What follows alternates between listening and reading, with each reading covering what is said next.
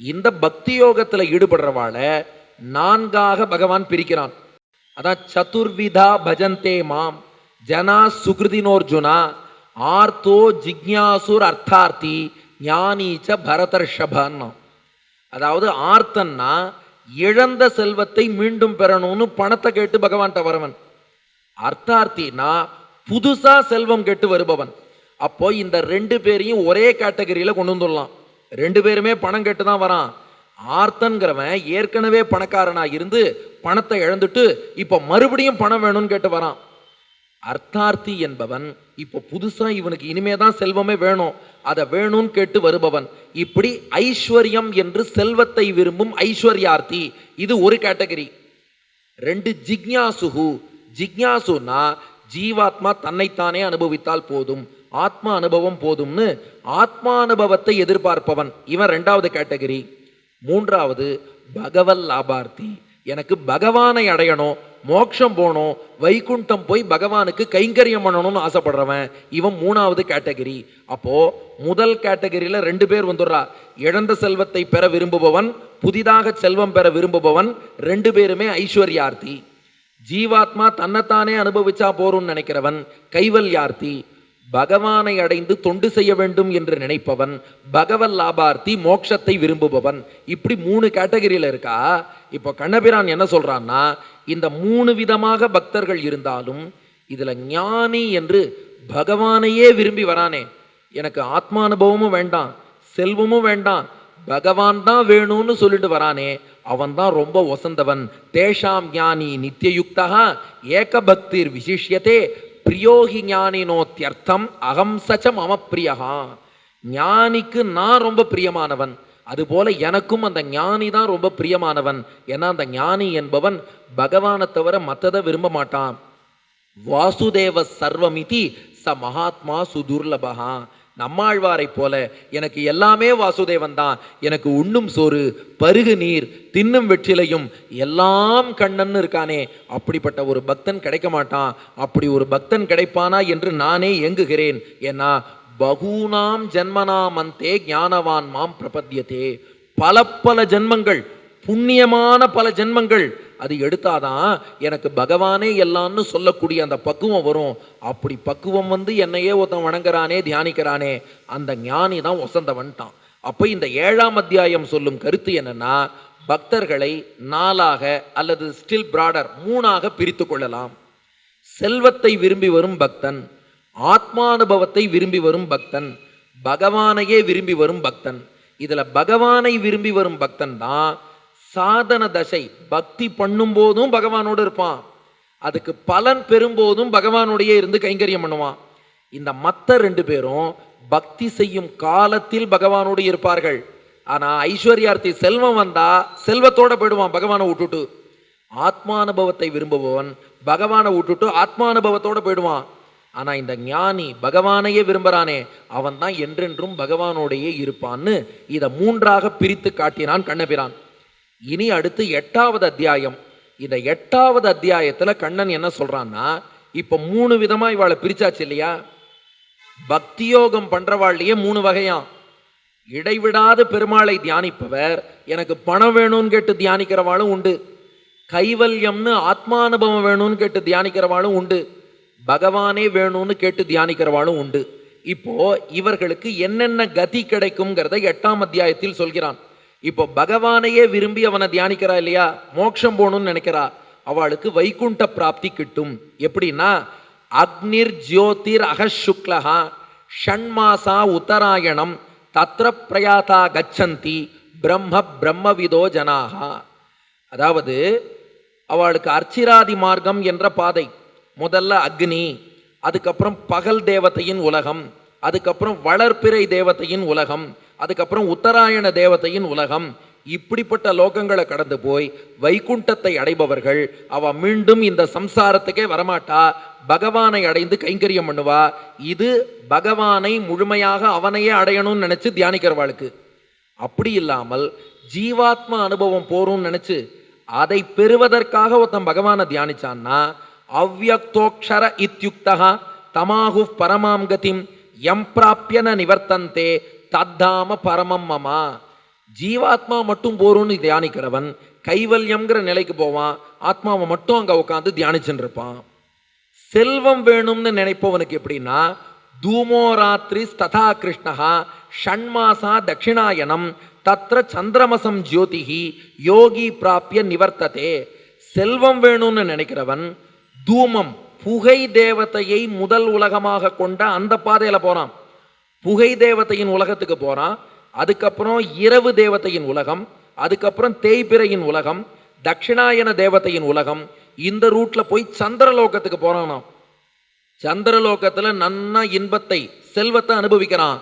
அனுபவிச்சுட்டு மீண்டும் பூமியில பிறந்துருவான். அப்போ செல்வத்தை விரும்பி தியானம் பண்றவன் தூமாதி மார்க்கத்துல போயிட்டு திரும்ப வந்து பிறப்பான். ஆத்மானுபவத்தை விரும்புபவன் கைவல்யம்னு அங்க போயிடுவான். பகவானையே விரும்புபவன் தான் மோட்சத்துக்கு போவான். அவன் பூமிக்கு திரும்பி வரமாட்டான், பிறவி பிணிக்கு வரமாட்டான்கிறத 8ஆம் அத்தியாயத்தில் காட்டினான். அதைத் தொடர்ந்து 9ஆம் அத்தியாயம். 9ஆம் அத்தியாயத்துல பக்தி யோகம்னா ஏதோன்னு ரொம்ப பயப்படாதே, பகவான் பக்திக்கு எவ்வளவு எளியவன்கிறத காட்டுறான். அதுல முக்கியமானது 9ஆம் அத்தியாயம் 26வது ஸ்லோகம். பத்ரம் புஷ்பம் பலம் தோயம் யோமே பக்தியா பிரயச்சதி ததகம் பக்தியுபகிருதம் அஷ்னாமி பிரயதாத்மனஹா. அப்போ ரொம்ப எளிமையா எல்லோருக்கும் கிடைக்கக்கூடிய பத்திரம் ஒரு துளசி இலை, புஷ்பம் ஒரு வாசனை உள்ள ஒரு புஷ்பம், பலம் ஏதோ ஒரு பழம், எதுவும் இல்லையா, தோயம் தண்ணீர், அது கூட இல்லையா, கண்ணீரை கொடுத்தாலும் பகவான் ஏற்றுக்கொள்வான். அப்போ சுலபமாக கிடைக்கக்கூடிய ஒரு இலையோ பூவோ பழமோ தண்ணீரோ ஏதோ ஒன்று அவனுக்கு எது எளிமையாக கிடைக்குமோ அதை பகவானுக்கே என்று அர்ப்பணித்தால் பகவான் சொல்றான், ததகம் பக்தி உபகிருதம் அஷ்னாமி பிரயதாத்மனஹா.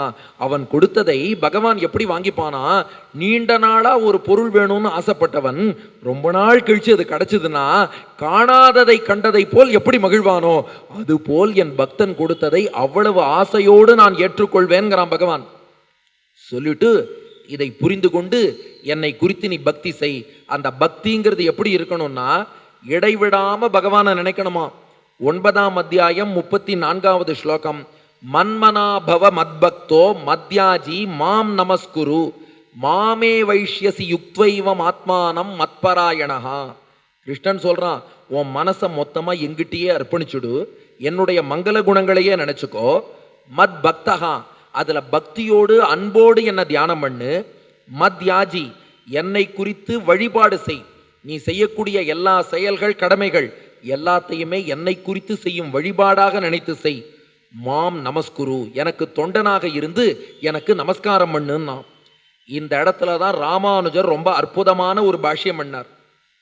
என்னன்னா, உங்களுக்கே தோணலாம், இவனோ கீதைன்னு ஆரம்பிச்சான், அதுக்கப்புறம் ஏதோ டாக்டர்னா டாக்டர் வேலையை பார்த்தா கர்மயோகம்னா, அப்புறம் இன்ஜினியருக்கும் கர்மயோகம்னா இதெல்லாம் பொருந்துமான்னு கேட்பேன் இல்லையா. இந்த இடத்துல ராமானுஜர் ஒரு பாஷ்யம் பண்ணார். ததேவம் லௌகிகானி ஷரீர தாரணார்த்தானி வைதிகானி ச நித்திய நைமித்திகானி கர்மாணின்னார். இங்கே பகவான் எனக்கு திருவாராதனமாக கடமையை செய்யணும். எதை சொல்றான் அப்படின்னா லௌகிகானி, இதுல எதெல்லாம் இன்க்ளூடட்னா லௌகிகமாக ஷரீர தாரணார்த்தானி, இந்த உடலை தரித்திருப்பதற்காக சம்பாதிப்பதற்காக ஒரு தொழில் செய்யறோமே அந்த தொழிலை கூட தர்மத்துக்கு உட்பட்டு நேர்மையோடு அதன் பலனை பகவானுக்கு அர்ப்பணித்து பெருமாளுக்கு செய்யற கைங்கரியம் நினைச்சு அதனால் வரக்கூடிய பொருளையும் பெருமாளுக்கு அர்ப்பணித்து செய்தால் அதுவும் பகவானுக்கு செய்யும் வழிபாட்டில் வரும். ராமானுஜர் பாஷ்யம். ததேவம் லௌகிகானி ஷரீர தாரணார்த்தானி வைதிகானி ச. அத்தோடு வைதிகம், வைதிகம்னா நித்திய நைமித்திகானி கர்மாணி, அது நம்முடைய சந்தியாவந்தனம் உள்ளிட்ட அனுஷ்டானங்கள். இது எல்லாத்தையுமே மத் பிரீத்தையே மத் சேஷதைக ரசோ மயைவ காரித இதி குர்வன், அத்தனையுமே பகவானால் நாம் செய்விக்கப்படுகிறோம், அவன் செய்விக்கிறான்னு புரிஞ்சுண்டு என் செயல்னு பற்று வைக்காமல் பலனில் ஆசை இல்லாமல் அத்தனையும் நாம் செய்ய வேண்டும். அவ்வாறு செய்து கொண்டே வந்தால் மாமே வைஷ்யசி யுக்த்வைவம் ஆத்மானம் மத்பராயணஹா, இப்படி நானே கதி என்று நினைத்து இதை நீ செய்து வா, இடைவிடாத பக்தி யோகத்துல என்ன தியானம் பண்ணு, என்னை அடைவாயின்னு 9ஆம் அத்தியாயத்துல சொல்லிட்டான் கண்ணபிரான். இப்ப இனி அர்ஜுனனுக்கு எல்லாம் தெளிவாயிடுது இல்லையா. 9 அத்தியாயம் ஆச்சு. இனியாவது சண்டை போடலாமா இல்லையா? அவன் சொன்னான், கிருஷ்ணா உன் மீது அன்பு கிளர்ந்தெழுந்து அன்போடு உன்னை தியானிக்கணுங்கிற, உன்னை அன்போடு தியானிக்கணும்னா மனசுல அன்பு வளரணுமே, எங்களுக்கு வளர மாட்டேங்கிறதேன்னா. பகவானை காதலோடு தியானிக்கணும்னு நினைக்கிறோம், அவன் மீது அன்பு வளரணும், அதுக்கு என்ன பண்றதுன்னு கேட்டான். அதுக்கு தான் 10ஆம் அத்தியாயம் விபூதி யோகம். கண்ணன் என்ன பண்றான், என் பெருமைகளை எல்லாம் சொல்றேன் கேளு, என் பெருமைகளை எல்லாம் கேட்டேன்னா அதை கேட்க கேட்க உனக்கு என் மீது ஆசை வரும். ஏன்னா இந்த உலகத்துல எதெல்லாம் பெரியது பெரியதுன்னு நினைக்கிறோமோ அந்த பெருமை மிக்க கூட்டங்களின் தலைவனே நான் தான்.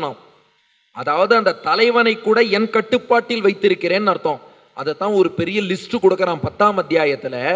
ஆதித்யர்களில் நான் விஷ்ணுவாக இருக்கிறேன், ஒளி உள்ளவைகளில் சூரியனாக இருக்கிறேன், மருத்துக்களிலே மரீச்சியாக இருக்கிறேன், நட்சத்திரங்களிலே சந்திரனாக இருக்கிறேன், வேதங்களிலே சாமவேதமாக இருக்கிறேன், தேவர்களிலே இந்திரனாக இருக்கிறேன், புலன்களிலே மனமாக இருக்கிறேன், மாதங்களிலே மார்கழியாக இருக்கிறேன், அதுபோல பாண்டவர்களிலே அர்ஜுனனாக இருக்கிறேன், வில் பிடித்தவர்களிலே ராமனாக இருக்கிறேன், ஒன்னொன்னு சொல்லி.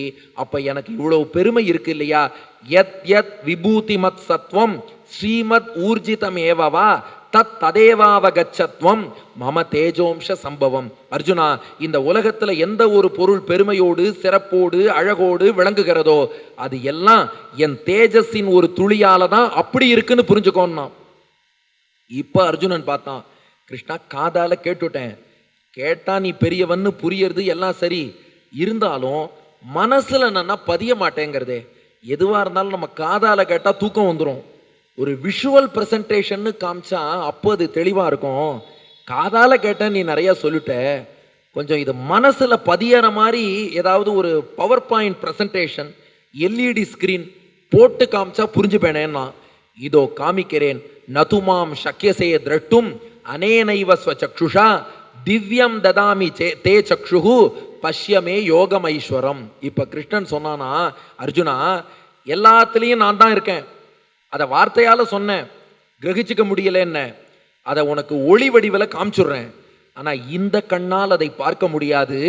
திவ்யம் ததாமி தே சக்ஷுகு, உனக்கு நான் திவ்யமான பார்வை தருகிறேன், இந்த தெய்வீக கண்ணை கொண்டு பார்னு. இப்போ ஒளி வடிவில் என்ன சொன்னானோ அதை ஒளி வடிவில் விஸ்வரூபமாக கண்ணன் காட்டினான். அதுக்கு தான் விஸ்வரூப தரிசனம். எதுக்குன்னா பகவான் மீது காதல் வரணும், அன்பு வரணும். அந்த அன்பு வரணும்னா அவன் பெருமையை தெரிஞ்சுக்கணும்.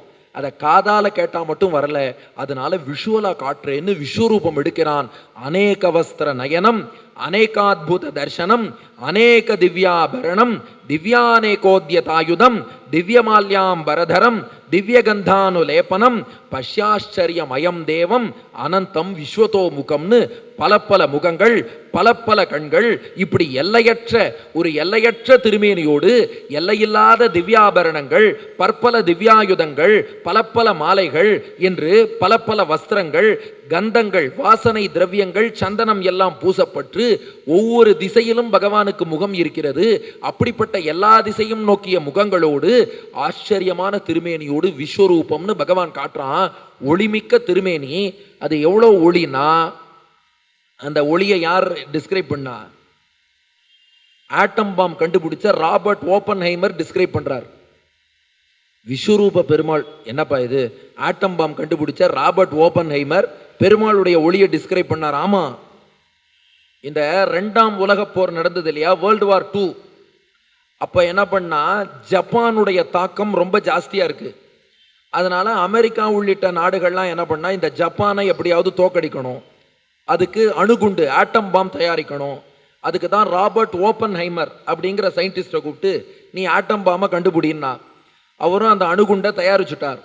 அதுக்கப்புறம் என்ன பண்ணா, அது லிட்டில் பாய் ஃபேட் மேன்னு 2 அணுகுண்டு ஜப்பான்ல ஹிரோஷிமா நாகசாகில ஆகஸ்ட் மாதம் 2 குண்டையும், அது பின்னாடி அதை குண்டு அதை இதில் ஜப்பானில் வந்து போடுறாத. ஆனால் அதற்கு முன்னாடி அந்த நியூக்ளியர் டெஸ்ட்னு நடத்துவார், ஒரு பரிசோதனை. அந்த அணுகுண்டு பரிசோதனையை அமெரிக்காவில் ஒரு பாலைவனத்தில் நடத்துகிறார் ராபர்ட் ஓப்பன்ஹைமர். அவர் தான் அந்த சயின்டிஸ்ட். அந்த அணுகுண்டை ஒரு பாலைவனத்தில் வைத்து வெடிக்க செய்தார்கள். அந்த அணுகுண்டு வெடிச்சு ஒரு பெரிய ஒளிப்பிழம்பு கிளம்பித்தான்.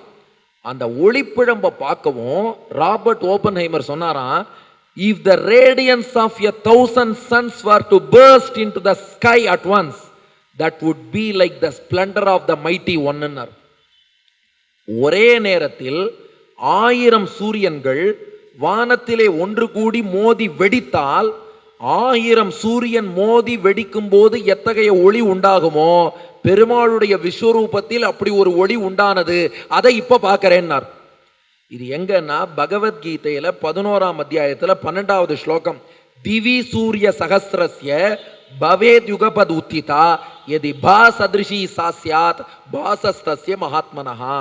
ஒரே நேரத்தில் 1000 சூரியன் வானத்திலே ஒன்று கூடி வெடித்தால் எப்படி ஒரு ஒளி எழுமோ, அந்த ஒளியோடு பெருமாள் விஸ்வரூபம் எடுத்தார்னு இருக்கு.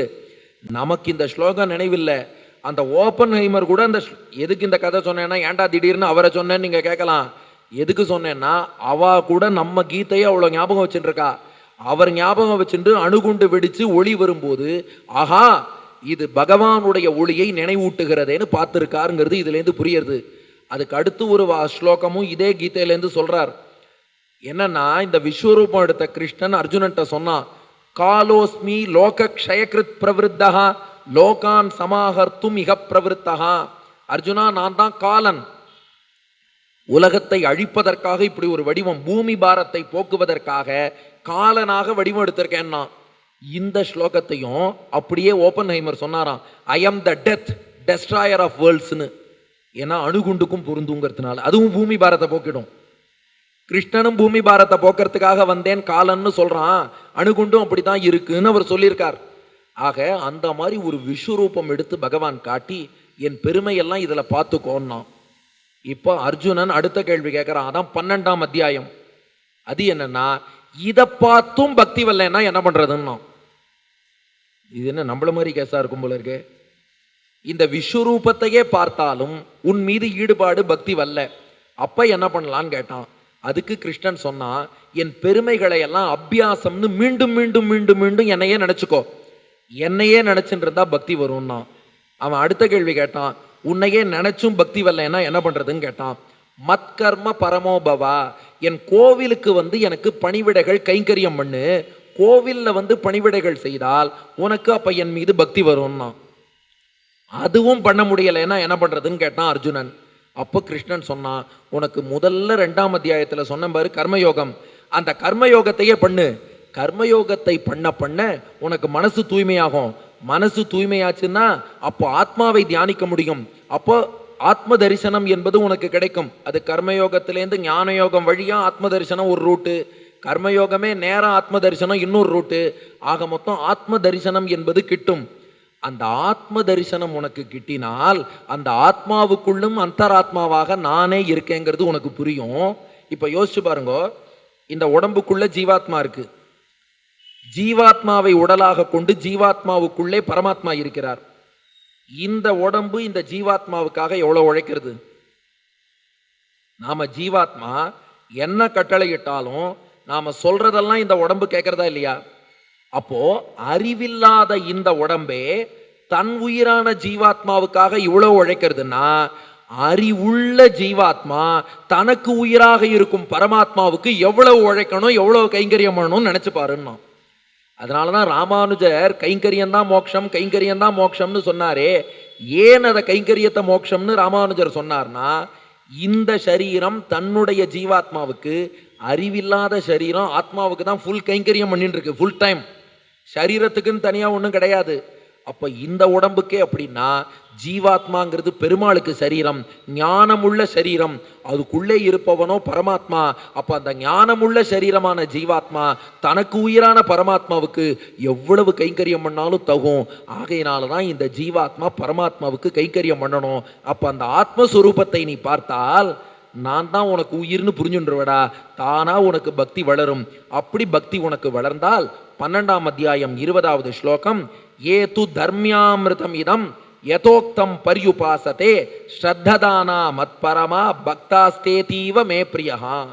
கண்ணன் சொல்லிட்டான், அப்படி பக்தி யோகத்தில் ஒருத்தன் ஈடுபட்டு என்னையே காதலோடு தியானித்தால் அந்த பக்தன் எனக்கு பிரியமானவன், அவன் அவசியம் மோட்சம் வருவான்னு சொல்லி 12ஆம் அத்தியாயத்தோடு கீதையை பூர்த்தி பண்ணிட்டான் கண்ணபிரான். லிட்ரலாவே ராமானுஜ சம்பிரதாயத்துல கீதோபதேசம்னா 12 அத்தியாயம் தான், 18 கிடையாது, 12 அத்தியாயம் தான் கீதோபதேசம். முதல் 6 அத்தியாயங்கள்ல ஞானத்தை உள்ளடக்கிய கர்மயோகத்தை உபதேசம் பண்ணிட்டான். 7ஆம் அத்தியாயத்திலிருந்து 12ஆம் அத்தியாயம் வரை அதற்கு அடுத்த நிலையான பக்தி யோகத்தை உபதேசம் பண்ணி மத் பரமா பக்தாக தே அதீவ மே பிரியாக, அந்த பக்தர்கள் தான் எனக்கு பிரியமானவர்கள், அவளுக்கு மோட்சம் கொடுப்பேன்னு சொல்லி கிருஷ்ணன் முடிச்சுட்டான். அப்போ அர்ஜுனனுடைய கேள்விகளுக்கெல்லாம் பதில் வந்தாச்சு. இதோ பார், உனக்கு மனப்போராட்டம் இருக்குன்னா நீ ஜீவாத்மான்னு புரிஞ்சுக்கோ. ஆத்மா அழியாது, சரீரம்ங்கிறது தான் அழியக்கூடியது. இதை நினைச்சு உனக்கு எது கடமையோ கடமையை செய். கடமையை செய்தால் மன தெளிவுங்கிறது வந்துடும். அதுக்கப்புறம் உனக்கு ஆத்ம தரிசனமும் கிடைக்கும். ஆத்ம தரிசனம் கிடைத்தால் எல்லாரையும் சமமாக பார்ப்பாய், தெளிவாகி விடுவாய். மேற்கொண்டு மோட்சம் போகணும்னா என்னை குறித்து பக்தி யோகத்தில் ஈடுபடு. பக்தி யோகத்துக்கும் வழி காமிச்சுட்டேன், மோட்சம் வரலான்ட்டான். அப்புறம் ஒரு 6 அத்தியாயம் எதுக்கு சார் இருக்கு அப்படின்னா, இதுவரை உபதேசித்த விஷயங்கள்ல சில சந்தேகங்கள் அர்ஜுனனுக்கு இருந்துதான். அந்த சந்தேகத்தை கிளியர் பண்ணதான் அடுத்து வரக்கூடிய 6 அத்தியாயங்கள்.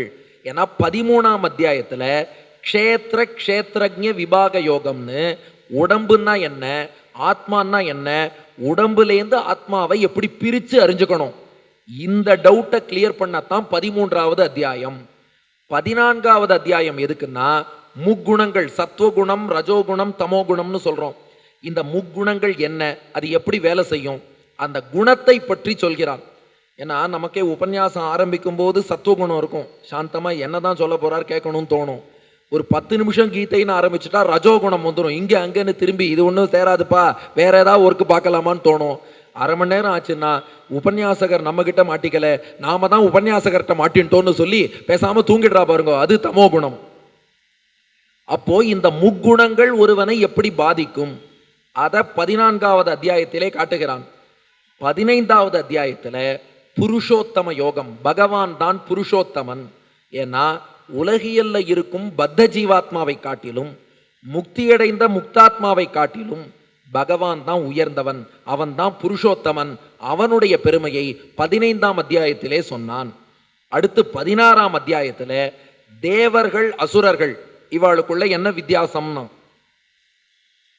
ஏன்னா அது நமக்கு தான் தெரியுமே, தேவலோகத்தில் இருப்பவர்கள் தேவர்கள், அவர்களை எதிர்த்து சண்டை போடுறவா அசுரர்கள். அது இல்லையா, மனிதர்களுக்குள்ளேயே தேவர்கள் அசுரர்கள்னு உண்டாம்.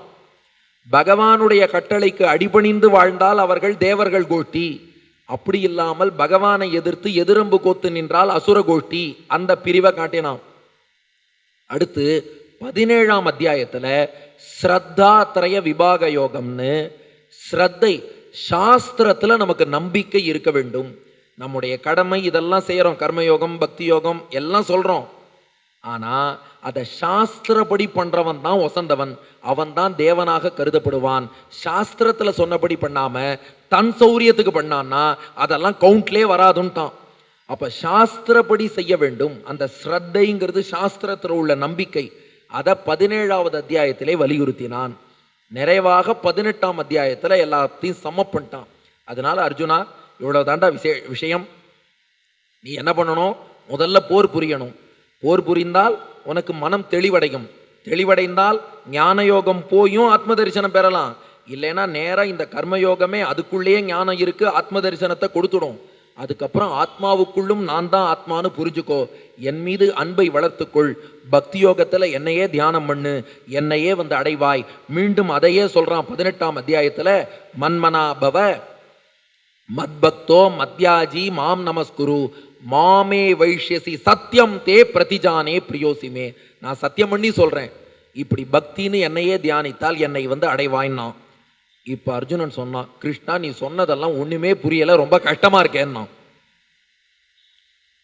இவ்வளவு நேரம் கேட்டுட்டு சொன்னான், இல்லை இதெல்லாம் ரொம்ப கஷ்டமா இருக்கு, பிராக்டிக்கல் லைஃப்ல அடியனால் இதெல்லாம் பின்பற்ற முடியும்னு தோன்றவில்லை, இதெல்லாம் பின்பற்றி முக்தி அடைய முடியுமான்னு எனக்கு தெரியலன்னா. அப்போ கண்ணபிரான் சொல்றான், இதுக்கு கீதையின் கான்டெக்ட்ல ஒரு அர்த்தம் இருக்கு, நம்மளுடைய கான்டெக்ஸ்டுக்கு வேற அர்த்தம் இருக்கு. ஏன்னா அர்ஜுனனுக்கு கீதையில கண்ணன் பிரிஸ்கிரைப் பண்ண பிரிஸ்கிரிப்ஷன் பக்தி யோகம் தான், நமக்கு சரணாகதி. அதனால முதல்ல அர்ஜுனனுக்கு இதுக்கு என்ன அர்த்தம்னு பார்த்துருவோம். அதுதான் சர்வ தர்மான் பரித்யஜ்ய மாமேகம் சரணம் விரஜ அகம் துவா சர்வ பாபேபியோ மோக்ஷயிஷ்யாமி மா சுச்சகா. இதுல அர்ஜுனனுக்கு என்ன அர்த்தம் கண்ணன் சொல்றான்னா, அர்ஜுனா நீ பக்தி யோகத்தை பார்த்து ஏன் பயப்படுறேன்னா, நாம் இதற்கு முன் செய்த பாபங்கள் பக்தி யோகம் பண்ண விடாம நம்மளை தடுக்குமா. நாம இப்ப கோவிலுக்கு வரணும்னு நினைப்போம், ஆனா ஏதோ ஒரு தடங்கள் வந்து வர முடியாம போகும். அது என்னன்னா, நாம் செய்த பாபம், எங்கேயோ ஒரு பாபம் பண்ணியிருக்கோம், அதுதான் வந்து நம்மளை பாதிக்கிறது. ஒரு உபன்யாசம் கேட்கணும், அதுக்கு போகணும்னு நினைப்போம், ஆனா ஒரு தடங்கள் வரும். இதெல்லாம் நாம் செய்திருக்கக்கூடிய பாபங்கள். அப்போ அர்ஜுனா, இந்த பாபங்கள் தான் உன்னுடைய பக்தி யோகத்துக்கு தடையா இருக்கு. இந்த பாபத்தை எல்லாம் நீயா வெல்ல வேண்டும், அதற்காக பிராயச்சித்தம் பண்ணணும்னு பார்த்தா எத்தனை பிராயச்சித்தம்டா பண்ணுவ? எவ்வளவு பாபம் பண்ணியிருக்கோம், அதுக்கு எவ்வளவு பிராயச்சித்தம் பண்ணுவ?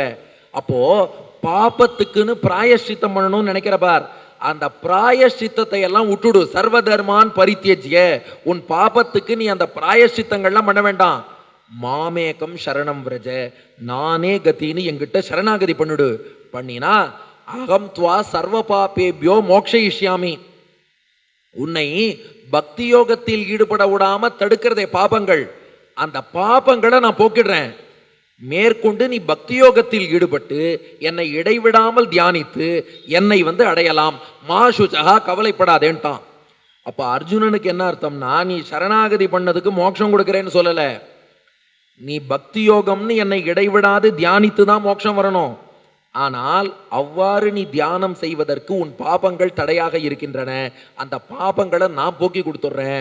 அதனால நீ நன்னா அதுக்கப்புறம் பக்தி யோகத்தை நன்னா பண்ணிவிடலாம். அதனால எங்கிட்ட சரணாகதி பண்ணு, சரணாகதியால் தடையா இருக்கும் பாபங்களை போக்கிடுறேன். மேற்கொண்டு பக்தி யோகம் பண்ணி மோட்சம் வான்ட்டான். இதுக்கு அங்க பிரபத்தின்னு பேரு. ஆனா இதே சரணாகதியை ஸ்வதந்திர பிரபத்தியாக மொத்த மோட்சத்துக்கும் சேர்த்து நாம பண்ணலான்னு திருக்கோட்டியூர் நம்பி ராமானுஜர்கிட்ட சொன்னாராம். இந்த அர்த்தத்தை பெறத்தான் 18 முறை ராமானுஜர் ஸ்ரீரங்கத்துக்கும் திருக்கோட்டியூருக்கும் நடந்தார். அது இந்த விஷயத்தை பெறத்தான் என்று நம்ம ஆச்சாரியர்கள் காட்டியிருக்கா. ஏன்னா 8 எழுத்து மந்திரம் உபதேசம்லாம் அவருக்கு மதுராந்தகத்திலே ஆயிடுத்து. இந்த சரம ஸ்லோகத்தின் அர்த்தத்தை பெற வேண்டும். அப்படி ராமானுஜர் கேட்டு வாங்கிட்டு வந்த அர்த்தம் என்னன்னா, இதுதான் நமக்கான அர்த்தம். சர்வ தர்மான் பரித்தியஜ்யன்னா நாம என்ன நினைக்கிறோம், மோட்சம் போறதுக்கு நாம ஒரு சந்தியாவந்தனம் பண்றது, பூஜை பண்றது, கீதை படிக்கிறது, சகஸ்ரநாமம் சொல்றது, இதை பண்ணி மோட்சம் போறோம்னு நினைக்கிறோம் பாருங்க. அந்த எண்ணத்தை விட்டுடணுமா. சர்வ தர்மான் பரித்தியஜ்யன்னா செயலை விடக்கூடாது. இதை செஞ்சு மோட்சம் போறேன்னு நினைக்கிறேனே, அந்த எண்ணத்தை விட்டுடணும். விட்டுட்டு மாம் ஏகம் சரணம் விரஜ, பகவானே கத்தின்னு சரணாகதி பண்ணணும். ஏன்னா பகவான் அவன் கருணையால நமக்கு மோட்சம் கொடுக்க போறான். அதுக்காக நாளையிலேருந்து நாம சங்கீர்த்தனம் பண்ண வேண்டாம், சகஸ்ரநாமம் சொல்ல வேண்டாம், உபன்யாசம் கேட்க வேண்டாம்னு அர்த்தம் இல்லை, எல்லாமே பண்ணணும். ஆனா சரணாகதிக்கு முன்னாடி இதை பண்ணி மோட்சம் போறோம்னு நினைச்சுன்னு பண்ணோம். ஆனா இப்ப மனசை மாத்திக்கிறோம், இதை பண்ணி மோட்சம் போறது இல்லை, பகவான் அவர் கருணையாலேயே கொடுக்க போறார். அவ்வளவு பெரிய மோட்சத்தையே பெருமாள் நமக்கு கொடுக்கிறார்னா அவரை சந்தோஷப்படுத்துறதுக்காக இன்னும் நிறைய நாம சங்கீர்த்தனம் பண்ணுவோம், நிறைய சகஸ்ரநாமம் சொல்லுவோம், நிறைய கோவிலுக்கு போவோம், நிறைய கைங்கரியம் பண்ணுவோம்.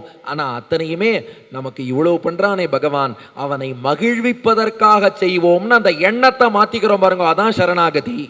அப்ப சர்வ தர்மான் பரித்தியஜ்ய, இந்த எந்த செயலையும் கொண்டு நான் மோட்சம் போறேங்கிற அந்த உபாய புத்தி, இது மோட்சத்துக்கான வழிங்கிற எண்ணத்தை விட்டுட்டு மாம் ஏக்கம் சரணம் விரஜ, பகவான் ஒருவனே நமக்கு தஞ்சம்னு அவன் திருவடிகளை பிடிச்சுட்டோம்னா இப்ப நமக்கு எப்படி அர்த்தம்னா, அகம் துவா சர்வ பாபேபியோ மோக்ஷயிஷ்யாமி, நம்முடைய அனைத்து பாபங்களில் இருந்தும் பகவான் நம்மை ரட்சிப்பான், ரட்சித்து மோட்சம் கொடுப்பான். மா சுச்சகான்னா, மா சுச்சகாங்கிறது அட்வைஸ் இல்ல, ஆர்டர். மா சுச்சகா கவலைப்பட வேண்டாம் இல்ல, கவலைப்படக்கூடாதுன்னு அர்த்தம். எப்போ பகவான் திருவடியில சரணாகதி பண்ணி பகவான் நம்மளை பார்த்து நான் பார்த்துக்கிறேன்னு சொல்லிட்டாரோ, எப்போ அற்புதமா அயோத்தியா அஸ்வமேத மகாமண்டபத்துக்கு வந்து ஹயக்ரீவர் ட்ரஸ்ட் நடத்தக்கூடிய இந்த விழால பங்கேற்று ஹயக்ரீவரை வணங்கி அவர் நான் பார்த்துக்கிறேன்னு சொல்லிட்டாரோ, அதுக்கப்புறம் நாம கவலைப்படக்கூடாது. ராமானுஜர் சொல்றார், பிரபன்னன் கரைந்தானாகில் நாஸ்திகனாம் இத்தனைன்னார். பெருமாள்கிட்ட சரணாகதி பண்ணதுக்கு அப்புறம் இருந்தாலும் கொஞ்சம் டவுட்டா இருக்கு, இருந்தாலும் கிடைக்குமோ கிடைக்காதோன்னு தோன்றது, நாளைக்கு ஒரு ஆபீஸ்ல மீட்டிங் இருக்கே, என்ன ஆகுமோ டென்ஷனா இருக்குன்னு நினைச்சான்னா அவன் கடவுள் இல்லை கட்சியில போய் சேர்ந்துக்கலான்ட்டார் ராமானுஜர். ஏன்னா பெருமாள்கிட்ட சரணாகதி பண்ணியிருக்கோம், நான் பார்த்துக்கிறேன்னு அவர் சொல்லிட்டார். அவர் சொன்னதுக்கு அப்புறமும் இவன் சந்தேகப்படுறான்னா இவனுக்கு இறை நம்பிக்கையே குறைவா இருக்குன்னு அர்த்தம். அதனால மா சுச்சகாங்கிறது ஆர்டர். பகவான்கிட்ட சரணாகதி பண்ணிட்டோம்னா நிச்சயம் அவன் நம்மை காப்பான்கிற மகா விஸ்வாசத்தோடு இருக்க வேண்டும்ங்கிறது நமக்கு பகவான் காட்டக்கூடிய அர்த்தம். இப்படி இந்த கீதையை ஒரு கேப்சியூலா எல்லா வேதம் உபனிஷத் எல்லாத்தையும் கறந்து பகவத்கீதையை பாலாக எடுத்து சாரமாக எடுத்து அர்ஜுனனுக்கு கண்ணபிரான் உபதேசம் பண்ணா. இந்த கீதை சொல்லும் கண்ணனும் அர்ஜுனனும் எங்க இருக்காளோ அங்க எல்லா நன்மைகளும் நிறையும். எத்திர யோகேஸ்வர கிருஷ்ணஹா எத்திர பார்த்தோ தனுர்தரஹா தத்ர ஸ்ரீர் விஜயோ பூதிஹி துருவா நீதிர் மதிர்மமா. எங்கே எல்லா உலகில் உள்ள எல்லா ஜடப்பொருள்கள் ஜீவாத்மாக்கள் அவர்களுடைய சுபாவங்கள் இதன் சேர்த்தி இதை எல்லாவற்றையும் நியமிக்கும் ஈஸ்வரனாகிய பகவான் கண்ணபிரானும் எத்திர பார்த்தோ தனுர்தரஹா. அந்த ஸ்லோகம் பாருங்க, அற்புதமா வியாசர் போட்டிருக்கார். தனுர்தரஹா, இப்ப வில்லோடு அர்ஜுனன் நிக்கிறான்னார். ஏன் அதை சொல்லணும்? முதல் அத்தியாயத்துல காண்டீவம் ஸ்ரம்சதே ஹஸ்தாத்னு வில்ல கீழே போட்டுட்டான்னார். இப்ப எத்திர பார்த்தோ தனுர்தரஹா, இந்த கீதையை கேட்டான் அர்ஜுனன், தெளிவு பெற்றான். தெளிவு பெற்றதன் விளைவு இப்ப கையில வில்லோடு நிற்கிறான். அதனாலதான் ராமானுஜர் சொன்னார், கண்ணனுடைய திருவடியை பிடிச்சான், அதனால அவனுக்கு வில் பவர் வந்துருத்து, அதனாலதான் பவரோடு இப்ப வில்ல பிடிச்சுன்னு நிற்கிறான். கண்ணன் திருவடியை பற்றினான், வில் பவர் பெற்றான், பவரோடு வில்லை பிடித்து கொண்டான். இவா எங்க இருக்காளோ தத்ர ஸ்ரீஹி, அங்கே எல்லா செல்வமும் நிறையும். விஜயஹா, அங்கே வெற்றி நிறைந்திருக்கும். அதுக்கப்புறம் தத்ர ஸ்ரீஹி விஜயஹா பூதிஹி. பூதி என்று சொல்வது எல்லாவித செழிப்பையும் குறிக்கும். அத்தனை ஒரு ஆளுமை, இப்போ ஒரு ராஜ்யம், அது போன்ற விஷயங்கள். பூதி ராஜ்யம் சொத்து எல்லாம் கிடைக்கும். துருவா நீதிஹி, நீதி அங்கே நீதி நியாயம் என்பதும் நிலைத்திருக்கும். தத்ர ஸ்ரீர் விஜயோ பூதிர் துருவா. துருவானா அது நிலைத்திருக்கும்னு அர்த்தம். அப்போ செல்வம் என்ன, செழிப்பென்ன, ராஜ்யம் என்ன, வெற்றி என்ன, நீதி என்ன, கீதையை சொல்லும் இடத்தில் கிருஷ்ணனும் அர்ஜுனனும் இருக்கும் இடத்தில் இது எல்லாமே நிலைத்திருக்கும் என்பதோடு பகவத்கீதை பூர்த்தியாகிறது. அப்போ ஒவ்வொரு ஜீவாத்மா தன்னுடைய வாழ்க்கை பயணத்தில் நல்லெண்ணம் தீய எண்ணத்துக்கு நடுவே மனம் என்னும் குருக்ஷேத்திரத்தில் நடைபெறும் போராட்டத்தில் கர்மயோகம்னு முதலில் தன் கடமையை பிடித்து கொள்ள வேண்டும். அதன் மூலம் ஞான யோகம், அதுக்கப்புறம் பக்தி யோகம். பக்தி யோகத்தின் வாயிலாக தெளிவு பெற்று பகவானை அடையலாம். கருமமும் ஞானமும் கொண்டெழும் காதலுக்கு ஓர் இலக்கென்று அருமறை உச்சியுள் ஆதரித்து ஓதும் அரும்பிரமும் திருமகளோடு வரும் திருமால் என்றுதான் உரைத்தான். தருமம் உகந்த தனஞ்சயனுக்கு அவன் சாரதியை என்று சொல்லி இந்த கீதாசார உபன்யாசத்தை ரொம்ப சுருக்கமாக தான் சொல்லியிருக்கேன். இருந்தாலும் கால அளவை கணிசித்து சுருக்கமாக சொன்னேன். இந்த உபன்யாசத்தை இத்தோடு நிறைவு செய்கிறேன். நன்றி, வணக்கம். இன்றைய தினம் காலை வேளையில் பெருமாள் திருக்கல்யாண உற்சவம் கண்டு நம் கண்ணுக்கினியன கண்டோம் கண்டோம் கண்டோம் நம் கண்ணுக்கினியன கண்டோம் என்பது போல நம் பெருமாளை அனுபவித்து கண்ணார கண்ட நமக்கு இப்போது செவிக்கு இன்பம் சேர்த்து பெருமாள் ஒவ்வொரு இடத்துலையும் எந்தெந்த இடத்துலலாம் பெருமாளை போய் சேவிக்கணுங்கிற ஒரு விஷயத்தையும் நமக்கு எடுத்துரைச்சு குருக்ஷேத்திரத்துலேருந்து இப்போ அயோத்தியா மண்டபத்துக்கு திரும்பியும் நம்மளை கொண்டு விட்டுட்டோ நாளைக்கு நம்மளை கூட்டிட்டு திரும்ப பெருமாள் எங்கே இருக்காரோ அங்கே கூட்டின்னு போகிறதுக்கு வந்து நம்மளை நமக்காக அவர் அங்கேருந்து கும்பகோணத்துலேருந்து இங்கே வந்த மாதிரி நம்மளை பெருமாள் எங்கே இருக்காரோ அங்கே கூட்டின்னு போயிட்டு திரும்பியும் நம்மளை இதே இடத்துல கொண்டு விட்டு நம்மெல்லாம் பக்தி யோகம் பண்ணுறதுக்கு என்னெல்லாம் கர்மயோகங்கள்லாம் பண்ணி ஞான யோகத்தை அடையிறதுக்கு பெருமாளோட திருவடி அடையிறதுக்கு பெருமாள் அவரோட வாயால் சொல்லக்கூடிய விஷயங்களை கேட்டு இன்னும் நமக்கு அவகாசம் நாளைக்கு ஒரு நாள் கொடுத்துருக்கார். நாளைக்கு அவரை என்ன சொல்கிறாரோ அதான் டாபிக். அந்த நீங்களே சொல்லிடுங்க. இல்லடியான், அதுதான் நாங்கள் இவ்வளோ நேரம் பேசிகிட்டு இருந்தோம். நீங்கள் சொல்கிறது தான் டாபிக். நாளைக்கு நீங்கள் டிசைட் பண்ணி நீங்கள் எங்களுக்கு, ஏன்னா நாங்கள்லாம் ஞானம் இல்லாத குழந்தைகள், அந்த ஞானத்தை பெருமாள் உங்கள் மூலமாக கொடுக்கணும்னு இந்த இடத்துல உங்கள்கிட்ட தெளிவுபடுத்திக்கிறோம். நாளைக்கு அவர் சுவாமி என்ன டிசைட் பண்ணிருக்காதோ டாபிக்கு, அதை நாளைக்கு எல்லாரும் சேர்ந்து பெருமாளோட கிருபையில் எல்லாரும் அனுபவிப்போம்னு பிரார்த்தனை பண்ணிக்கிறோம். இன்னைக்கு நமக்கு அந்த கீதையோட சாராம்சத்தை 18 நாள் பெருமாள் அவருக்கு உபதேசித்த விஷயங்களை நமக்கு இந்த ஒரு 2 மணி நேரத்தில் நமக்கு கொடுத்து நமக்கு செவிக்கு இன்பம் சேர்த்து அவருக்கு கோடான கோடி நன்றியையும் தெரிவித்து கொண்டு அவரோட கிருதைக்கையும் தெரிவித்துக் கொள்கிறோம். ரொம்ப நன்றி. ராம் ராம்.